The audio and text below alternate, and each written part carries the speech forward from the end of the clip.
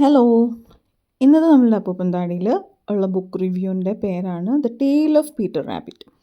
Tale of Peter rabbit എഴുതിയിട്ടുള്ളത് Beatrix Potter എന്ന് പറഞ്ഞിട്ടൊരു ഓഥറാണ്. എൻ്റെ ഫേവറേറ്റ് ഓഥറാണ്. അപ്പം ടെയിൽ ഓഫ് പീറ്റർ റാബിറ്റിനെ കുറിച്ചിട്ട് പറയുന്നതിന് മുന്നേ തന്നെ ബിയാട്രിക്സ് പോട്ടറിനെ കുറിച്ചിട്ട് നമുക്ക് അത്യാവശ്യം പറയാനുണ്ട്. പിന്നെ ഈ എൻ്റെ മുന്നത്തെ ബുക്ക് റിവ്യൂ കേട്ടപ്പോൾ എൻ്റെ കുറച്ച് കേട്ട ഫ്രണ്ട്സൊക്കെ പറഞ്ഞിട്ടുണ്ടായിരുന്നു, ഇത് ചെറിയ കുട്ടികൾക്കുള്ള ബുക്ക് റിവ്യൂവിനേക്കാളും കുറച്ചുകൂടെ വലിയ കുട്ടികൾക്കാണ് മനസ്സിലാവുന്നതെന്ന് പറഞ്ഞു. അതിനെക്കുറിച്ചിട്ട് പറയുകയാണെന്നുണ്ടെങ്കിൽ ഞാൻ ഈ ബുക്ക് റിവ്യൂ ചെറിയ കുട്ടികൾക്ക് വേണ്ടിയിട്ട് മാത്രമല്ല വെച്ചിട്ടുള്ളത്. അത് ഞാൻ മുന്നേ പറഞ്ഞിട്ടുണ്ടോ എന്നറിയില്ല. കഴിഞ്ഞ ബുക്ക് റിവ്യൂവിൽ ഇത് കേട്ടിട്ട് അച്ഛനമ്മമാർക്ക് അല്ലെങ്കിൽ മുതിർന്നവർക്ക് കുട്ടികൾക്ക് ഈ പുസ്തകം മേടിച്ചു കൊടുക്കാനോ പരിചയപ്പെടുത്താനോ വേണ്ടിയിട്ടാണ് ഈ ബുക്ക് റിവ്യൂ. എനിക്ക് കുട്ടികളോട് സംസാരിച്ച് അധികം ശീലമില്ല, അപ്പം ഞാൻ കുട്ടികൾക്ക് വേണ്ടിയിട്ടുള്ള ബുക്ക് റിവ്യൂ അറ്റംപ്റ്റ് ചെയ്യാതിരിക്കുക നല്ലത്. എപ്പോഴെങ്കിലും സ്റ്റോറീസൊക്കെ പറയാൻ തോന്നുകയാണെന്നുണ്ടെങ്കിൽ ഞാൻ പറഞ്ഞു കൊടുക്കാം. പക്ഷേ ബുക്ക് റിവ്യൂ 2 പേർക്കും വേണ്ടിയിട്ടാണത്. ഇത് കുട്ടികൾക്കും മനസ്സിലാവുന്ന കുട്ടികൾക്കും അവരുടെ അച്ഛനമ്മമാർക്കും കൂടി വേണ്ടിയിട്ടുള്ള ബുക്ക് റിവ്യൂ ആണ് കേട്ടോ. അപ്പോൾ അതിൽ ഇന്നത്തെ കഥയിൽ ബിയാട്രിക്സ് പോട്ടറിൻ്റെ പീറ്റർ റാബിറ്റിലാണെന്നുണ്ടെങ്കിൽ നമുക്ക് കുറേ പറയാനുണ്ട്. അത് ഈ പറഞ്ഞ പോലെ കുട്ടികൾക്ക് മാത്രമായിട്ട് ചിലപ്പോൾ അത് കേട്ട് മനസ്സിലാവുമോ എന്ന് എനിക്കറിയില്ല. കൂടെയുള്ള ആൾക്കാരും അത് കുറച്ചൊന്ന് അതിൻ്റെ ഒരു കഥയൊക്കെ എൻ്റെ ഗൂഗിളൊക്കെ ചെയ്തിട്ട് അതിൻ്റെ ഹിസ്റ്ററിയൊക്കെ ഒന്ന് പറഞ്ഞു കൊടുക്കേണ്ടി വരും. അപ്പോൾ എന്തായാലും ഈ കഥയിലിട്ട് പോകുന്നതിന് മുന്നേ നമുക്ക് ഓഥറിനെ കുറിച്ചിട്ട് പറയാം. ബിയാട്രിക്സ് പോട്ടർ ഒത്തിരി വർഷങ്ങൾക്ക് മുന്നേ ജീവിച്ചിരുന്നൊരു ചിൽഡ്രൻസ് ബുക്ക് റൈറ്ററാണ്. ഈ ബുക്ക് എഴുതിയത് തന്നെ ഐ തിങ്ക് 1901 ഈ ബുക്ക് എഴുതിയിട്ടുള്ളത്. പക്ഷേ ഇപ്പോഴും അവരുടെ വർക്ക് ചിൽഡ്രൻസ് ലിറ്ററേച്ചറിൽ it remains one of the finest literature. ഭയങ്കര ഭംഗിയുള്ളൊരു ഇല്ലസ്ട്രേഷൻസൊക്കെയാണ് അതിൻ്റെ കഥ മാത്രമല്ല, അതിൻ്റെ ഇല്ലസ്ട്രേഷൻസും ഭയങ്കര രസമാണ്. അതൊക്കെയാണ് അതിൻ്റെ പ്രത്യേകത. ബിയാട്രിക്സ് പോട്ടറിൻ്റെ കഥകളിൽ ആന്ത്രപ്പോമോർഫിക് ക്യാരക്ടേഴ്സാണ്. ആന്ത്രപ്പോമോർഫിക് ക്യാരക്ടേഴ്സ് എന്ന് പറയുന്നത് അതായത് ഇപ്പോൾ പണ്ടത്തെ കടയിൽ നമ്മൾ കേട്ടിട്ടില്ലേ, സംസാരിക്കുന്ന മുയലും സംസാരിക്കുന്ന കുറുക്കനും, അതൊക്കെയാണ് ആന്ത്രപ്പോമോർഫിക് സ്റ്റോറീസ് എന്ന് പറയുന്നത്. അപ്പോൾ അതിൽ ഞാൻ ഈ പറഞ്ഞ പോലെ തന്നെ അവരുടെ കുറേ പടങ്ങളും ഉണ്ട്. ഈ പടങ്ങളൊക്കെ വരച്ചിട്ടുള്ളത് ബിയാട്രിക്സ് പോട്ടർ തന്നെയാണ്. അതാണ് അതിൻ്റെ വേറൊരു ഏറ്റവും വലിയ ഭംഗിയുള്ളൊരു കാര്യം. എനിക്ക് ഈ ഇല്ലസ്ട്രേഷൻസൊക്കെ ഉള്ള പുസ്തകങ്ങൾ ഭയങ്കര ജീവനാണ്. അത് പണ്ടും അതെ, ഇപ്പോഴും അതെ, ഈ പ്രായത്തിലും അതെ. എനിക്ക് പണ്ടൊരു ബുക്കുണ്ടായിരുന്നു, കുട്ടിക്കഥകളും ചിത്രങ്ങളും എന്ന് പറഞ്ഞിട്ടൊരു റഷ്യൻ ബുക്ക്. അതെനിക്ക് എൻ്റെ കസിൻസിൻ്റെ നിന്നൊക്കെ ഇങ്ങനെ കൈമാറ്റം വന്നാണ്. പക്ഷേ എൻ്റെ അടുത്ത് എത്തിയപ്പോഴേക്കും ഞാൻ ഏറ്റവും ചെറുതായതുകൊണ്ട് കുറേ കസിൻസിൻ്റെ നിന്ന് വന്ന് എൻ്റെ അടുത്ത് എത്തിയത്. അപ്പോഴേക്കും അതിൻ്റെ പുസ്തകങ്ങളൊക്കെ കീറിപ്പോയി. അയ്യോ, അതിലെ മഷ്റൂംസ്, പിന്നെ കോഴിക്കുഞ്ഞ്, മറ്റേ മഷ്റൂംസ് ആണെന്നുണ്ടെങ്കിൽ റെഡ് മഷ്റൂംസിൻ്റെ മുകളിൽ പോൾക്ക ഡോട്ട്സ് ഒക്കെ ഉള്ള മഷ്റൂംസൊക്കെ ഇല്ലേ, അത്, കോഴിക്കുഞ്ഞ്, മുള്ളൻപന്നി, ഇതൊക്കെ നോക്കിയിരിക്കുമായിരുന്നു. അതിപ്പോഴും അതിൻ്റെ കോപ്പി ഞാൻ അന്വേഷിക്കാറുണ്ട്. എനിക്ക് തോന്നുന്നു അതിനെപ്പറ്റിയിട്ട് വേറൊരു ദിവസം നമുക്ക് ബുക്ക് റിവ്യൂ ചെയ്യാം. മാതൃഭൂമിയിലുണ്ടെന്ന് തോന്നുന്നു. പക്ഷേ ആ പണ്ടത്തെ പേജസും പണ്ടത്തെ പടങ്ങളും പോലെ അല്ല ഞാൻ നോക്കിയപ്പോൾ.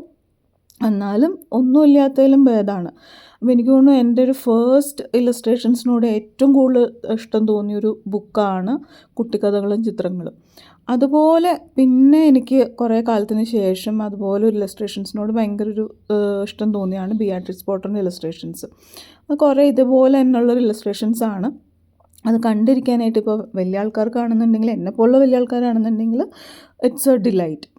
പിന്നെ പീറ്റർ റാബിറ്റിനെ കുറിച്ചിട്ടാണെന്നുണ്ടെങ്കിൽ, പീറ്റർ റാബിറ്റ് അവരൊരു ഫസ്റ്റ് സ്റ്റോറിയാണ്. അതിലൊരു മുയൽക്കൊട്ടൻ്റെ കഥയാണ്.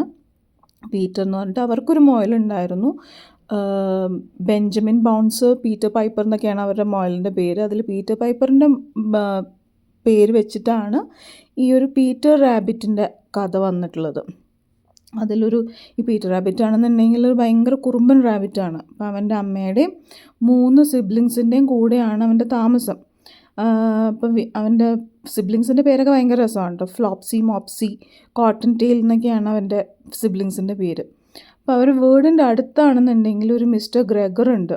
മിസ്റ്റർ ഗ്രെഗറിൻ്റെ ഗാർഡനിൽ പോവരുതെന്ന് പീറ്റർ റാബിറ്റിൻ്റെ അമ്മ ഭയങ്കര സ്ട്രോങ് വാർണിംഗ് കൊടുത്തിട്ടുണ്ട് പണ്ടോട്ടെ. അതിന് കാരണമുണ്ട്. കാരണം എന്താ വെച്ച് കഴിഞ്ഞാൽ, അതുപോലെ ഒരിക്കൽ പീറ്റർ റാബിറ്റ് അതിൻ്റെ അച്ഛനൊരിക്കൽ മിസ്റ്റർ ഗ്രെഗറിൻ്റെ ഗാർഡനിൽ പോയി മിസ്റ്റർ ഗ്രെഗർ കണ്ടുപിടിക്കുകയും പിന്നെ എന്താ പറ്റിയെന്ന് I don't even want to think about it. എന്തായിരിക്കും പറ്റിയെന്ന് നമുക്കറിയാം അല്ലേ. അപ്പം അതുകൊണ്ട് ആ വഴി പോകരുത് എന്നുള്ളത് അമ്മ പറഞ്ഞിട്ടുണ്ട്. പക്ഷേ ഇവനൊരു കുറുമ്പനാണല്ലോ. അപ്പം ഇവൻ കുറുമ്പനായതുകൊണ്ട് എന്ത് ചെയ്യും, അമ്മ പറഞ്ഞൊന്നും കേൾക്കാതെ മിസ്റ്റർ ഗ്രെഗറിൻ്റെ ഗാർഡനിൽ പോവും. അതിനെക്കുറിച്ചിട്ടാണ് കഥ. അപ്പോൾ മിസ്റ്റർ ഗ്രെഗറിൻ്റെ ഗാർഡനിൽ പോകുമ്പോൾ അമ്മ പറഞ്ഞ പോലെ തന്നെ എന്താ പറ്റിയെന്ന് വെച്ച് കഴിഞ്ഞാൽ മിസ്റ്റർ ഗ്രെഗർ ഇവനെ കാണുകയും ഇവനെ പിടിക്കാൻ പോവുകയും അവൻ അവിടെ നിന്ന് ഓടി ഒരു വിധം രക്ഷപ്പെടുന്നതൊക്കെയാണ് അതിൻ്റെ ഒരു സ്റ്റോറി ലൈൻ. പിന്നെ ആൾ ഓടി രക്ഷപ്പെടുമ്പോൾ അവൻ്റെ ഒരു ഫേവറേറ്റ് ജാക്കറ്റ് അവിടെ ഒരു കമ്പിയിൽ കൊള്ളുകയും എന്നിട്ട് അത് കീറി പോവും. അങ്ങനെ വീട്ടിൽ വരും. വീട്ടിൽ വന്നു കഴിയുമ്പോൾ പേടിച്ചിട്ട് ആൾക്ക് പനിയൊക്കെ വരും. അപ്പം അന്നത്തെ ദിവസം അമ്മ ഇങ്ങനെ സൂപ്പൊക്കെ ഉണ്ടാക്കി കൊടുക്കുന്നുണ്ട്. പക്ഷേ ഇത് വായിച്ചു കഴിയുമ്പോൾ നമുക്ക് പീറ്റർ റാബിറ്റിനോടും അവൻ്റെ അമ്മയും മോപ്സി ഫ്ലോപ്സിനോടും കോട്ടൺ ടെയിലിനോടൊക്കെ ഒരു പ്രത്യേക സ്നേഹം തോന്നും. ആ ഇലസ്ട്രേഷൻസ് എല്ലാം കണ്ടു കഴിയുമ്പോൾ നമുക്ക് അവരോട് അവർ കുറച്ച് നേരത്തേക്ക് അവരുടെ ഒരു വീട്ടിലും അവർ ഗാർഡനിലൊക്കെ താമസിക്കുന്ന പോലെ തോന്നും. പിന്നെ പീറ്റർ റാബിറ്റ് അതിൽ കുടുങ്ങിയൊക്കെ പോകുമ്പോൾ നമുക്കിങ്ങനെ തോന്നും, ദൈവമേ പീറ്റർ റാബിറ്റിനൊന്നും പറ്റല്ലേ, മിസ്റ്റർ ഗ്രെഗർ പിടിക്കല്ലേ എന്നൊക്കെ നമുക്ക് തോന്നും. അതാണ് അതിൻ്റെ ഭംഗി അല്ലേ. നമുക്കൊരു ആ ഒരു kind of empathy that you feel towards other living beings. നമുക്ക് നമ്മുടെ കൂടുള്ള ആൾക്കാർക്കും അവർക്കും ഒരു അവരുടെ എന്താ പറയുക, അവരോടും ഒരു എംപതി തോന്നുക, കൈൻഡ്നെസ് തോന്നുക. അതൊക്കെയാണ് പ്രോബബ്ലി ആന്ത്രോപോമോർഫിക് സ്റ്റോറീസിൻ്റെ ഒരു വലിയൊരു ഇമ്പോർട്ടൻസ്. ഇപ്പോൾ നമ്മളിപ്പോൾ ഇതൊക്കെ ഇല്ലാതാവുമ്പോഴും അതൊക്കെ തന്നെയാണ് നഷ്ടപ്പെടുന്നത്. നമുക്കിപ്പോൾ നമ്മുടെ കൂടുള്ള ആൾക്കാരോട്, ഇപ്പോൾ മരങ്ങളോടും സംസാരിക്കുന്ന മരങ്ങളും ഇപ്പോൾ ഇവിടെ ഒരു എന്താ മരത്തിൻ്റെ പൊത്തിൽ ജീവിക്കുന്ന അണ്ണാനും അവരുടെയൊക്കെ കഥകളൊക്കെ വായിക്കുമ്പോൾ അവരോട് നമുക്കൊരു സ്നേഹം തോന്നും. ആ കഥകളൊക്കെ നമ്മുടെ നിന്ന് അങ്ങ് പോകുമ്പോൾ അതേപോലെ തന്നെ നമുക്കും ഒരു ഡിറ്റാച്ച്മെൻറ്റ് തോന്നും. അപ്പോൾ ഈ കഥകളൊക്കെ ഞാൻ ഇൻട്രൊഡ്യൂസ് ചെയ്യുന്നതിന് വേറൊരു കാര്യം അത് തന്നെയാണ്. ഇപ്പോൾ ഇങ്ങനത്തെ കഥകൾ നമ്മൾ കുട്ടികൾ വായിക്കാറുള്ളതും അതിനെക്കുറിച്ച് ഇപ്പോൾ അധികം ഇല്ല. അതൊക്കെ പണ്ട് നമ്മൾ ഉണ്ടാക്കിയൊക്കെ പറയുന്നത്, എൻ്റെ അമ്മയൊക്കെ ഉണ്ടാക്കിയവരെയൊക്കെ പറയുമായിരുന്നു ഇങ്ങനത്തെ കഥകളൊക്കെ. ഒരു ഉറുമ്പിൻ്റെ കഥ എന്നൊക്കെ പറയുമ്പോഴേക്കും അപ്പോഴേ കഥയൊക്കെ ഉണ്ടാക്കും. പക്ഷെ അങ്ങനെയൊന്നും ഇപ്പോൾ നമുക്ക് സമയമൊന്നും ഇല്ലാത്തതുകൊണ്ട് ആരും ഉണ്ടാക്കുന്നുമില്ല. ഇപ്പോൾ ഉറുമ്പിനെയൊക്കെ പേടിയുള്ള എൻ്റെ ഒരു കസിനൊക്കെ ഉണ്ട്. വീട്ടിൽ പല്ലുള്ളതുകൊണ്ട് വരാതെയൊക്കെ ഇരുന്നത്. കസിനല്ല, സോറി, നീസ്. വീട്ടിൽ പല്ലി ഉണ്ടാവുന്നതുകൊണ്ട് അപ്പോൾ അതൊക്കെ എൻ്റെ വീട്ടിലൊക്കെ പല്ലിയൊക്കെ നിറച്ചും പല്ലി ഉണ്ടായിരുന്നു. എന്തുമാത്രം എട്ടുകാലി ഉണ്ടായിരുന്നു. ഇതൊക്കെ പേടിച്ചിട്ട് വരാതിരിക്കണം പിള്ളേരൊക്കെ ഇപ്പോൾ ഉള്ളത്. അപ്പോൾ എനിക്ക് തോന്നുന്നു ഈ കഥകളിൽ നിന്നൊക്കെ മാറുമ്പോഴും അകന്നു പോകുമ്പോഴൊക്കെയാണ് അങ്ങനൊരു എന്താ പറയുക, ഓസ്ട്രസൈസേഷനോ ഡിറ്റാച്ച്മെൻറ്റൊക്കെ വരുന്നത്. അപ്പോൾ എന്താണെന്നുണ്ടെങ്കിലും ഇപ്പം ബിയാട്രിസ് പോട്ടറിൻ്റെ പണ്ടത്തെ വീട്ടിലുള്ള പെറ്റ്സിനെ കുറിച്ചിട്ടൊക്കെയാണ് ഈ കഥകളൊക്കെ എഴുതിയിട്ടുള്ളത്. അപ്പോൾ അവരും അത്രയധികം കൂടുള്ള മൃഗങ്ങളോടൊക്കെ അത്ര സ്നേഹമുള്ള ഒരാൾ തന്നെയായിരുന്നു അവർ. അപ്പോൾ ഇനി ബിയാട്രിസ് പോട്ടറിനെ കുറിച്ചിട്ടാണെന്നുണ്ടെങ്കിൽ കുറച്ചും കൂടി ഞാൻ പറഞ്ഞുതരാം. ഇത് ഓരോ ബിയാട്രിസ് പോട്ടറിൻ്റെ കഥ പറയുമ്പോഴും കുറച്ചായിട്ട് നമുക്ക് അവരെ പറ്റിയിട്ടൊക്കെ പറയാം. എന്താണെങ്കിലും അവർ താമസിച്ചിരുന്ന ഇംഗ്ലണ്ടിലെ ഒരു ലേക്ക് ഡിസ്ട്രിക്റ്റിലെ വീടും ഫാമൊക്കെ ഇപ്പോഴും അത് ഹെറിറ്റേജ് സൈറ്റാണ്. അപ്പോൾ അതിൻ്റെ ഫോട്ടോസൊക്കെ ഉണ്ട്. ഓൺലൈൻ നോക്കുകയാണെന്നുണ്ടെങ്കിൽ അതിൻ്റെ ഫോട്ടോസൊക്കെ ഉണ്ട്. എൻ്റെ വലിയൊരു ആഗ്രഹമാണ് ബിയാട്രിസ് പോട്ടറിൻ്റെ ഈ ഒരു ലേക്ക് ഡിസ്ട്രിക്റ്റിലെ വീട്ടിൽ ഒരിക്കൽ പോകണം എന്നൊക്കെ ഉള്ളത്. പിന്നെ ഈ ബുക്ക് വാങ്ങാനാണെന്നുണ്ടെങ്കിൽ കുറച്ച് എക്സ്പെൻസീവാണ്. ആമസോണിലുണ്ട് ബുക്ക്, അല്ലെങ്കിൽ ബുക്ക് സ്റ്റോഴ്സിലൊക്കെ പറഞ്ഞു കഴിഞ്ഞാൽ അവർ കൊണ്ടുവന്ന് തരികയാണെന്നുണ്ടെങ്കിൽ അവരോട് പറഞ്ഞിട്ട് കൊണ്ടുവരാം. കാരണം ഇല്ലസ്ട്രേഷൻസൊക്കെ ഉള്ള ബുക്ക് എപ്പോഴും ഒരു കോപ്പി നമുക്ക് വാങ്ങണത് തന്നെയാണ് നല്ലത്. പക്ഷേ എക്സ്പെൻസീവ് ആയിട്ടുള്ള ബുക്ക് എല്ലാവർക്കും വാങ്ങാൻ പറ്റില്ല. അതുകൊണ്ട് ഇപ്പം ഇതിൽ ഓൺലൈൻ കിട്ടുന്ന ഒരു ലിങ്ക് കൂടെ ഞാനവിടെ കൊടുക്കാം. അപ്പോൾ ഓൺലൈൻ ആക്സസ് കിട്ടുന്ന, അപ്പോൾ തൽക്കാലം ഇപ്പോൾ ഒന്നും ഇല്ലാന്നുണ്ടെന്നുണ്ടെങ്കിൽ നമുക്ക് ഓൺലൈൻ വാങ്ങിക്കാം. എപ്പോഴാണ് നമുക്കത് വാങ്ങാൻ പറ്റുന്നതെന്ന് വെച്ച് കഴിഞ്ഞാൽ അതിൻ്റെ ഒരു ഹാർഡ് കോപ്പി വാങ്ങാം അല്ലേ.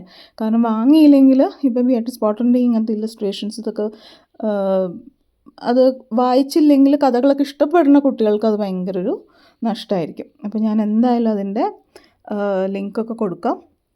ആൻഡ് ഓൾസോ ഞാൻ പറഞ്ഞ പോലെ ഈ ഒരു റിവ്യൂ എന്ന് പറയുന്നത് കുട്ടികൾക്ക് മാത്രം വേണ്ടിയിട്ടുള്ളൊരു റിവ്യൂ അല്ല, എല്ലാവർക്കും വേണ്ടിയിട്ടുള്ള റിവ്യൂ ആണ്. അതായത് ഇത് കുട്ടികൾക്ക് ബിയാട്രിസ് പോട്ടറിനെ കുറിച്ചിട്ട് പറഞ്ഞിട്ട് അച്ഛനമ്മമാർക്കൊക്കെ വാങ്ങിക്കൊടുക്കാൻ വേണ്ടിയിട്ടുള്ളൊരു റിവ്യൂ ആണിത് കേട്ടോ. കഥ പറഞ്ഞു കൊടുക്കാനോ അല്ലെങ്കിൽ ഓൺലൈനിൽ നോക്കിയിട്ട് വായിച്ചു കൊടുക്കാനോ ഒക്കെ വേണ്ടിയിട്ടുള്ളൊരു റിവ്യൂ ആണ്. ദ ഐഡിയാസ് ബിയാട്രിസ് പോട്ടറിനെ കുറിച്ചിട്ട് അറിയണം, പീറ്റർ റാബിറ്റിനെ കുറിച്ചിട്ട് അറിയണം, മോപ്സിനെ കുറിച്ചിട്ട് അറിയണം, കോട്ടൺ ടെയിലിനെ കുറിച്ചിട്ട് അറിയണം. ഇനി നമ്മൾ ബാക്കിയുള്ള കഥകൾ പറയുമ്പോൾ ബിയാട്രിസ് പോട്ടറിൻ്റെ ബാക്കിയുള്ള ക്യാരക്ടേഴ്സിനെ കുറിച്ചിട്ടും കഥകളെ കുറിച്ചിട്ടൊക്കെ അറിയണം. അതാണ് ബുക്ക് റിവ്യൂവിൻ്റെ ഉദ്ദേശം കേട്ടോ. അപ്പോൾ anyway thank you so much. ഇനി നമുക്ക് അടുത്ത ബുക്ക് റിവ്യൂവിൽ കാണാം.